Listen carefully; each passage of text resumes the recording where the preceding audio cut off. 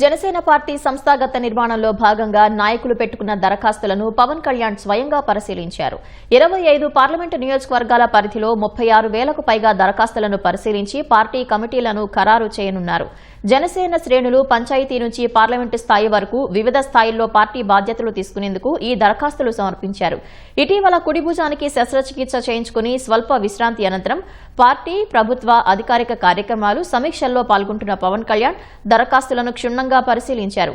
జనసేన శ్రేణులకు ఏ బాధ్యతలు అప్పగిస్తే వారు బలంగా పనిచేయగలరో అంచనా వేస్తూ వారి నాయకత్వ సామర్థ్యం, పార్టీ పట్ల అంకితభావం, సేవా కార్యక్రమాలు, రాజకీయ అనుభవం, పార్టీ కోసం కేటాయించగల సమయం వంటి ప్రమాణాల ఆధారంగా పదవులు ఖరారు చేస్తారు. నియామక ప్రక్రియను పూర్తి చేసిన తర్వాత అన్ని కమిటీలను అధికారికంగా ప్రకటించనున్నారు. ఆగస్టు 15 నాటికి రాష్ట్ర వ్యాప్తంగా పార్టీ కమిటీల నియామకాన్ని పూర్తి చేసి జనసేన పార్టీని సంస్థాగతంగా బలోపేతం చేయాలని లక్ష్యంగా ఉన్నట్లు పవన్ తెలిపారు.